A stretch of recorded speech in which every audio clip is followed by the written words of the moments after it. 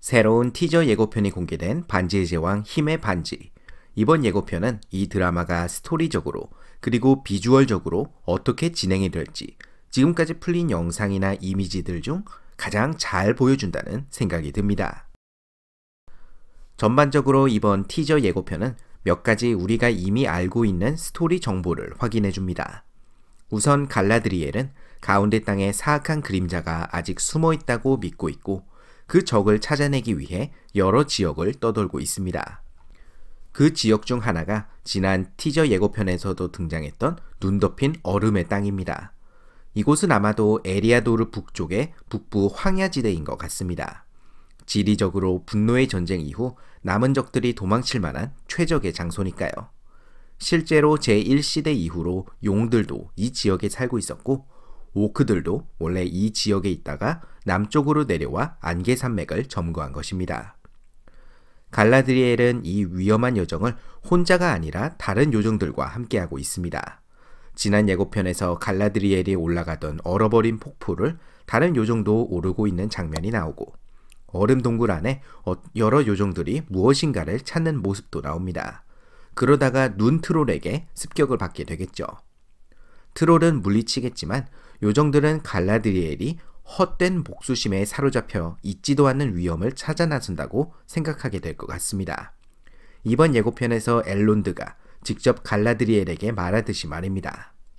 하지만 갈라드리엘은 지난 몇백 년간의 전쟁을 잊지 못하고 그 강력한 악은 절대로 사라지지 않을 것이라고 확신합니다. 이번 예고편에서는 그 당시의 참상을 회상하는 장면이 나오는데요. 제 생각엔 정확하게 어떤 전투인지는 특정하지 않을 것 같습니다. 왜냐하면 이번 드라마는 실마릴리온의 판권이 없으니까요. 판권 이야기가 나온 김에 말하자면 알려진 바로는 드라마 제작진이 사용할 수 있는 작품은 호빗과 반지의 제왕뿐입니다. 이 중에서 드라마의 배경인 제2시대에 대해서 그나마 설명이 나오는 부분은 반지의 제왕에 실려있는 부록뿐입니다. 이 부록도 연대기나 마찬가지인데 린돈의 요정들과 누메노르의 인간들의 입장에서 중요한 일이 벌어진 사건만을 다루고 있어서 기록이 매우 부실합니다.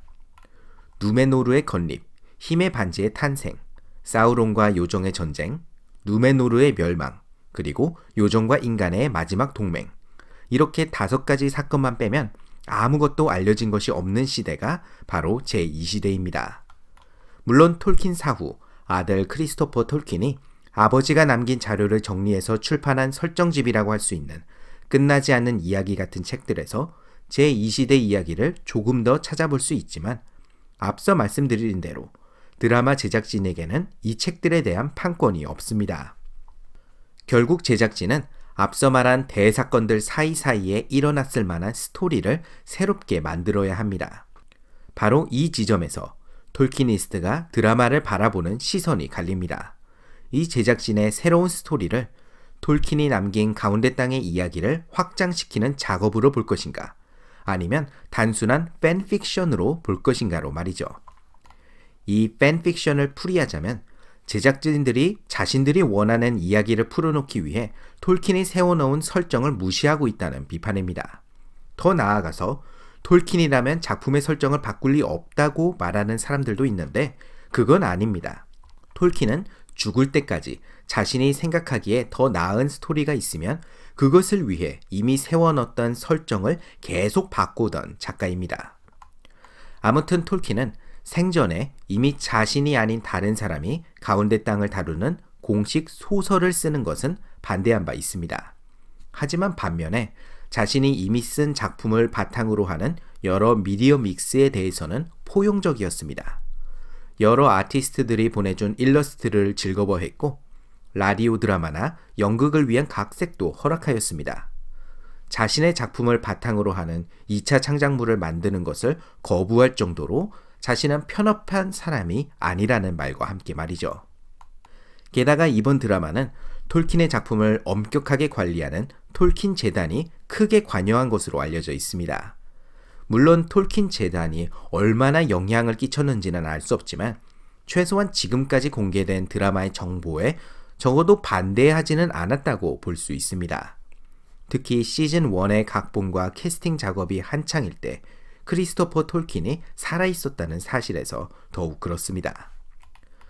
부연 설명이 길었지만 제 생각은 새로운 이야기를 만드는 것은 가운데 땅의 이야기를 확장시키는 작업이라고 생각합니다. 하지만 그것은 이번 드라마의 세계관에 국한되며 그렇기에 그 새로운 스토리에 대한 평가는 그 잣대에 맞춰서 평가되어야 합니다.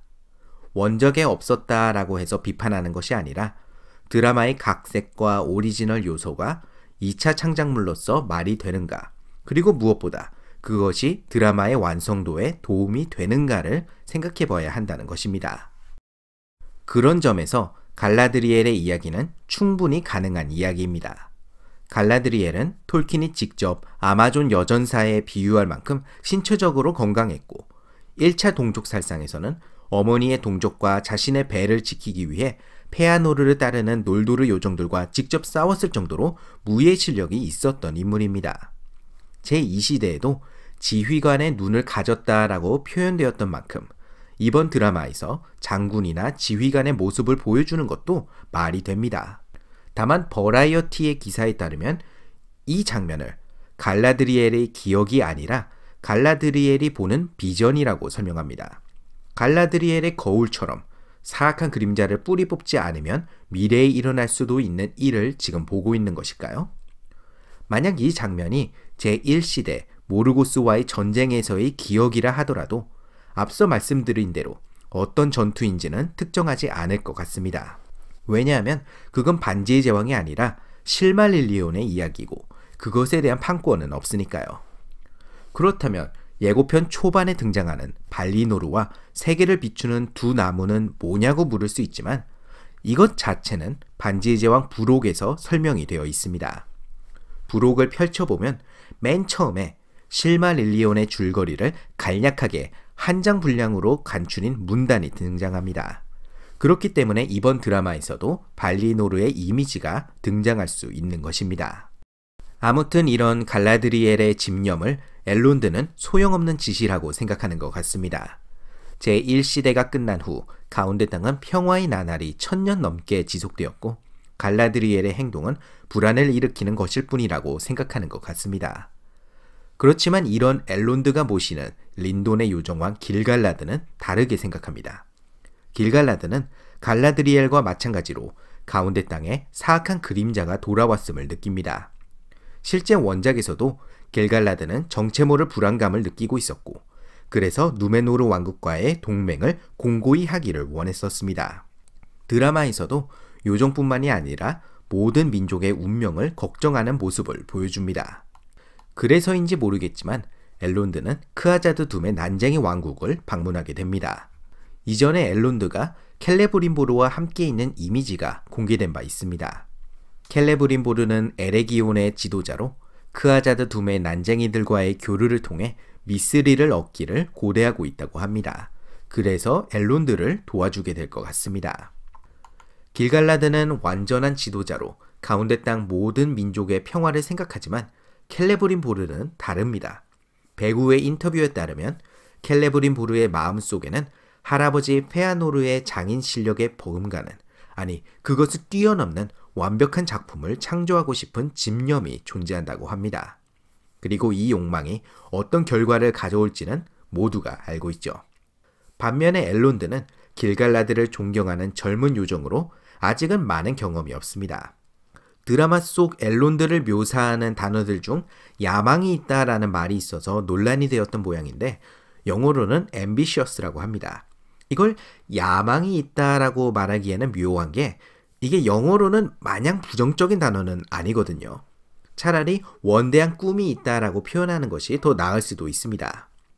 그리고 만약 정말 엘론드에게 길갈라드의 뒤를 이어 요정들의 왕이 되고 싶은 야망이 있더라도 그건 아직은 논란거리가 아닙니다.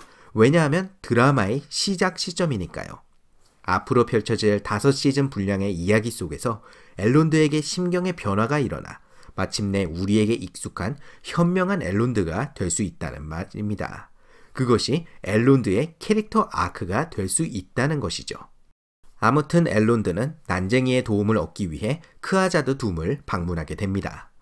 지난 예고편과 마찬가지로 난쟁이들에 대해서는 아직 많은 것을 확인하지 못했습니다. 다만 드디어 크아자드 둠의 모습을 슬쩍 확인할 수 있었습니다. 지금까지 모습을 확인할 수 있었던 남성 난쟁이들은 하나같이 터부룩한 멋진 수염을 자랑합니다. 하지만 크아자드 둠의 공주 디사는 수염이 없는데요. 그 부분에서 비판을 하는 분들도 많습니다. 다만 제작진을 위한 작은 변명을 하자면 최근에 출판된 Nature of Middle Earth라는 책에 이런 글이 있습니다. 모든 남성 난쟁이들은 수염을 길렀다. 톨킨은 왜 굳이 남성 난쟁이라고 하나의 성별을 콕 집어서 말한 것일까요? 달리 말하자면 모든 여성 난쟁이들이 수염을 기른 것은 아니다라고 말할 수 있지 않을까요? 앞서 말씀드린 대로 톨킨은 죽을 때까지 평생 가운데 땅의 설정을 바꾸던 작가인지라 말년에 여성 난쟁이의 수염 유무에 대해서도 생각을 바꾸려고 했을지도 모릅니다. 다만 그렇다 하더라도 수염을 기른 여성 난쟁이의 모습은 가운데 땅의 난쟁이들만의 독특한 생태 그리고 문화를 표현할 수 있는 좋은 이미지라고 생각했기에 저도 매우 아쉽게 느껴집니다. 물론 서양에서 서커스 등을 비롯한 여러 매체에서 웃음거리로 소모되어 온 수염난 여성의 스테레오타입을 고려하지 않을 순 없었겠지만 그래도 아쉬운 것은 어쩔 수가 없습니다. 다른 한편으로는 난쟁이 공주를 흑인 배우가 연기한다는 사실에 불만을 표하는 사람들도 있습니다. 난쟁이뿐만 아니라 요정이나 누메노르의 여왕, 호빗의 조상을 흑인 배우가 연기한다는 사실을 받아들이지 못하는 사람들도 있고요. 이 부분에서 제가 묻고 싶은 것은 이게 왜 문제가 되냐는 것입니다. 특히 원작 파괴라고 말하는 사람들에게는 요정과 난쟁이 중에 짙은 피부를 지닌 자들이 있었다는 설정이 어떤 방식으로 원작이 담고 있는 스토리와 테마와 메시지를 파괴하는지 설명을 듣고 싶습니다. 일단 원작에서부터 종족 전체의 피부색을 하나로 통일해서 묘사하는 부분은 없습니다. 물론 인간들의 인종이 다양하다는 사실은 모든 사람들이 알고 있겠지만 그것마저도 헷갈리게 알고 계시는 분들이 있습니다. 예를 들어 이번 드라마에서 누메노르의 여왕 미리엘은 흑인 배우가 연기합니다. 그리고 이것은 불가능한 설정이 아닙니다. 누메노르인들은 에다인의 후손인데 에다인은 요정들을 도와 모르고스와 맞서 싸운 인간들을 뜻합니다. 에다인은 크게 베오르 가문, 할레스 가문, 하도르 가문으로 나뉘어집니다. 각 가문의 구성원은 수장을 따르는 다양한 인간들로 구성되어 있었습니다. 이 중 하도르 가문의 수가 가장 많았고 하도르 가문은 베오르 가문과 혈통적으로 연관이 깊습니다. 그리고 베오르 가문의 구성원들의 피부색은 창백한 페일에서 거무잡잡한 스왈스이까지 다양했습니다. 이들의 후손인 누메노르인들이 마찬가지로 다양한 피부색을 지녔다는 가정이 그렇게나 말이 안 되는 것일까요? 그러면 요정은 어떨까요? 이번 드라마에서 흑인 배우가 연기하는 요정은 실반, 즉 숲의 요정입니다. 먼 옛날 최초로 깨어난 144명의 요정들이 있었습니다. 이들 중 56명은 발라의 부름을 받아 발리노르로 떠나는 위대한 여정에 참여하지 않았고 이들을 아발이라고 부릅니다. 위대한 여정을 떠난 요정들 중에서도 안두인 대화와 안개산맥을 보고 여정을 도중에 포기해버린 요정들도 있는데 이들을 난도르라고 부릅니다. 이 아발이와 난도르 요정들은 그래서 실마릴리온에서 극초반부 이후로는 등장하지 않고 그래서 묘사가 거의 없습니다. 그리고 그런 아바리와 난도르 요정의 후손이 바로 실반, 숲의 요정들입니다. 만약 아바리 요정들 중 일부가 짙은 피부를 지니고 있었고 그래서 그 후손들인 숲의 요정들 중 일부가 역시 짙은 피부를 지니고 있었다는 설정. 이것이 그렇게나 말이 안 되는 것일까요? 원작 파괴라고 불릴 만큼 가운데 땅의 세계관을 뒤흔들어버리는 각색일까요? 난쟁이들은 피부색에 관한 묘사가 아예 없기에 오히려 흑인 배우가 이들 중 일부를 연기하는 것은 더 받아들이기 쉽다고 생각합니다. 어떤 사람들은 난쟁이들은 모두 지하에 거주하는데 인종이 다양하다는 것이 말이 되냐고 말하지만 그런 생물학적, 진화론적 비판은 창조주가 존재하는 세계관에서는 무의미하다고 봅니다. 가운데 땅의 민족들은 진화된 존재들이 아니라 창조된 존재들입니다. 이렇듯 이번 드라마에서 POC 배우들이 여러 배역들을 연기하는 것은 무리한 각색이 아닙니다. 제작진 측에서도 세계관 내에서 이러한 캐스팅이 작품 내적으로 설명이 될 수 있는 캐릭터들을 내놓은 것입니다. 그러다 보니 작품 외적에서 비판의 이유를 찾는 사람들이 있습니다. 유색인종 배우의 캐스팅은 곧 PC충의 분탕질로 이어질 것이라는 주장입니다. 그리고 그런 사람들은 스타워즈를 예시로 들고는 합니다. 그렇지만 스타워즈 시퀄 시리즈가 비판을 받는 부분은 결국 각본의 문제가 아닙니까? 예를 들어 라스트 제다이에서 레이, 홀도, 로즈 캐릭터를 백인 남성이 연기했다고 생각해 봅시다. 영화와 캐릭터의 문제점은 그대로 산재해 있습니다. 그건 말하자면 각본진의 문제이고 캐스팅과는 관련이 없습니다. 캐스팅이 PC 관련돼서 문제가 될 수 있는 부분은 첫 번째, 작품 내적으로 말이 될 수 없는 캐스팅일 때, 그리고 두 번째, 연기력이 부족함에도 굳이 캐스팅이 강요되었을 때라고 생각합니다. 우선 첫 번째 파트는 작품 내적으로 무리가 없는 각색이라는 것을 설명드렸습니다. 두 번째 파트는 결국 배우들의 연기력이나 제작진의 비하인드 문제인데 그건 방영이 시작되고 나서야 평가될 문제입니다. 게다가 PC가 존재한다고 해도 그것이 작품이 망하는 공식이라는 건 말이 되지 않습니다. 더 보이즈는 몇몇 캐릭터의 인종과 성별이 완전히 바뀌었고 스타트렉 스트레인지 뉴 월드는 태생부터 PC인 시리즈이고 피스메이커도 PC라고 볼 수 있는 캐릭터들이 등장합니다. 각색을 통해 원작과의 설정이 바뀐 부분들도 존재하고요. 그렇지만 이 작품들은 모두 좋은 각본과 연출과 연기로 호평을 받았습니다. 그 어떤 작품이나 마찬가지로 반지의 제왕 힘의 반지도 결국 각본과 연출과 연기로 평가를 받아야 할 것입니다. 이렇게 저의 일장 연설을 듣고 나니 제가 이 드라마를 처음부터 끝까지 옹호하려고 작정한 것 같죠? 걱정거리란 전혀 없이 무비판적으로 기대감에 100% 차 있는 것 같죠? 그렇지 않습니다. 저에게도 걱정되는 점이 있습니다. 정확히 말하자면 작은 걱정거리가 1개, 큰 걱정거리가 2개가 있습니다. 먼저 작은 걱정거리부터 살펴봅시다. 바로 털발족입니다. 영어로 하풋이라고 하는데 제3시대가 되면 이 혈통은 풍채, 금발머리와 섞이면서 우리에게 친숙한 호빗이 됩니다. 말하자면 호빗의 선조인 셈이죠. 우선 이번 드라마에 털발족이 등장하는 것 자체는 이상하지는 않습니다. 호빗이 역사에 처음 등장하는 것은 제3시대 중반이기는 하지만 그 이전부터 존재하는 것은 확실하였고 말하자면 그 이전에는 서부의 요정이나 인간과 접촉이 없었을 뿐이라고는 뜨실 수 있으니까요. 드라마에서 제2시대의 털발족은 한 지역에 정착하는 것이 아니라 이리저리 방랑하는 민족으로 등장합니다. 또 제3시대의 샤이어가 영국의 시골을 모티브로 삼은 것을 반영해서 드라마의 털발족은 켈트족을 모티브로 삼은 의상을 보여줍니다. 영리한 선택이라고 생각합니다. 제가 가지고 있는 이 걱정거리는 털발족이 드라마에서 너무 큰 비중을 차지하면 어쩌나입니다. 드라마의 제목은 힘의 반지입니다.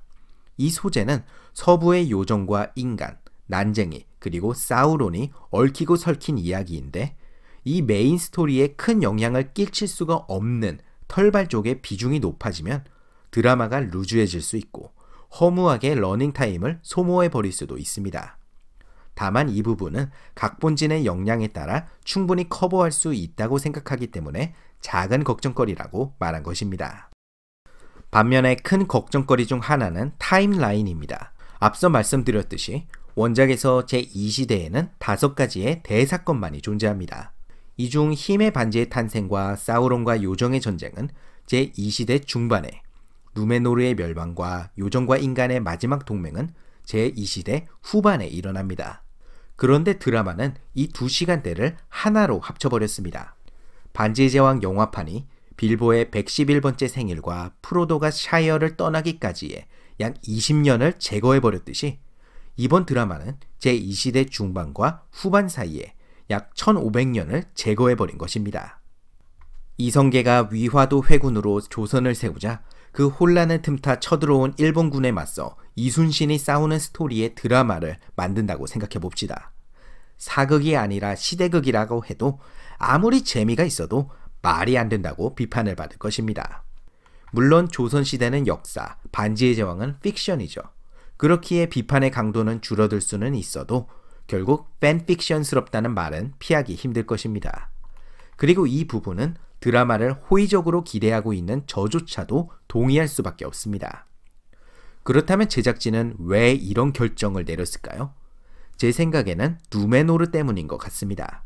반지의 제왕의 중요한 주제 중 하나는 욕망과 유혹, 그리고 타락입니다.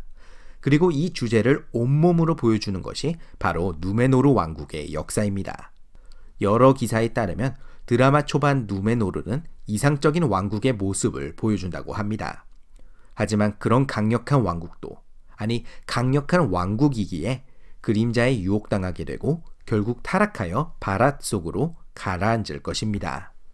원작에서는 이런 변화가 1500년에 걸쳐 서서히 진행되었지만 드라마에서는 그것을 빠르고 임팩트 있게 확실하게 보여주기 위한 의도가 아마 이번 TV 시리즈가 시간대를 압축한 가장 큰 이유가 아닐까 추측해 봅니다.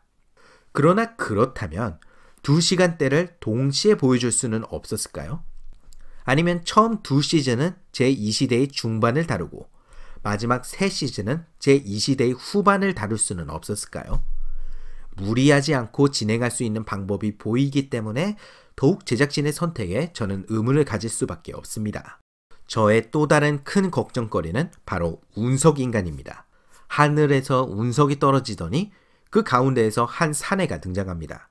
뭔가 불에 관련된 능력을 보여주는 것 같기도 한데 이 인물은 털발족의 소녀와 만나게 된다고 합니다. 이 인물은 도대체 뭡니까? 가장 뻔한 답은 사우론이겠지만 분노의 전쟁이 끝나고 도대체 어디에 숨어 있었길래 이렇게 스펙터클한 방법으로 요란하게 등장할까요? 아니면 발리노르에서 날아온 마이아일까요? 혹시 청세계 마법사? 그렇지만 판권이 없을 텐데요. 생각할수록 의문투성이인데 이런 미스터리한 점은 괜찮지만 문제는 운석이라는 기가 막히는 방법으로 날아왔다는 것입니다. 이런 스펙터클한 이벤트라면 서부의 역사에 기록이 되어 있었겠죠. 이미 존재하는 기록 사이의 빈 공간을 조화롭게 채워 넣어야 하는데 누가 봐도 이질적인 부분이 훅 하고 들어와 버린 것입니다. 물론 드라마가 방영된 후에 얼마나 설득력 있게 이것을 설명할 것인가에 따라 평가가 달라지겠지만 이 부분만 놓고 보자면 오히려 시간대의 압축보다도 더욱 팬픽션이라는 생각이 들 수밖에 없게 만드는 요소입니다. 이렇게 크게 걱정되는 점들이 존재하지만 그럼에도 이번 예고편은 드라마에 대한 저의 기대감을 올려놓았습니다. 무엇보다 비주얼과 스케일 면에서 영화판에서 느꼈던 그 단어 에픽이라는 느낌을 어느 정도 받을 수 있었기 때문이었습니다. 게다가 여러 궁금증을 자극하는 작은 장면들도 재밌습니다. 예를 들어 초반에 잠시 나오는 인간의 마을이 있는데 누메노르의 마을 같지는 않습니다. 그렇다면 가운데 땅의 인간들의 마을일 텐데 그 위치가 어딜까요? 제 생각에는 드라마의 주요 등장인물로 알려진 브론윈이 사는 마을 티르하라드가 아닐까 싶습니다. 그렇다면 이 티르하라드가 어디냐? 물론 하라드 근방일 수도 있지만 하라드는 남쪽을 뜻하는 만큼 무엇을 기준으로 남쪽이냐고 생각하느냐에 따라 가운데 땅 어디든지일 수 있습니다. 그런데 브론윈은 숲의 요정 아론디르와 사랑에 빠지게 된다고 합니다. 말하자면 숲의 요정이 사는 곳과 지리적으로 가까운 장소일 가능성이 높고 그렇다면 훗날 갈색 땅이라고 알려지는 초록숲의 남쪽 지역의 어딘가가 아닐까 싶습니다. 이 땅은 제2시대에는 인간이 거주하고 있었을 뿐만 아니라 엔트 부인의 정원이기도 하였습니다. 엔트 부인들이 그 지역의 인간들에게 농사 짓는 방법을 가르쳐 주었다는 전승이 있는데 마침 예고편에서도 마을의 인간들이 농사를 짓고 있습니다. 티르하라드가 이 땅에 위치해 있다면 지리적으로도 브론윈과 아론디르의 교류가 말이 되고 또한 엔트들이 등장할 자연스러운 배경이 될 수 있을 것 같습니다.